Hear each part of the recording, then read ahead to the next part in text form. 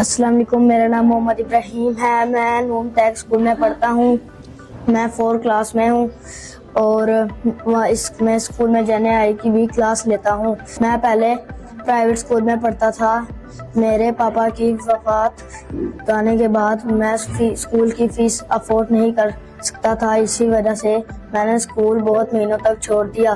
फिर मेरे एक दोस्त ने इस स्कूल के बारे में बताया और फिर मैं यहाँ पर आया तो यहाँ पे मुझे ये सब सीखने को मिला और अब मैंने JNI की मदद से इस क्लास की मदद से ये अब एक देसी ट्रैक्टर ड्राइवर गेम बनाई है।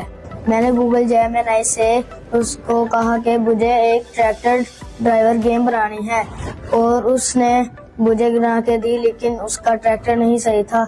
मैंने धीरे धीरे उससे सब कुछ कहा और उसने फिर मुझे एक सही कोड दिया, वो मैंने नोटपैड पे डाला और उसने मेरी गेम बना दी।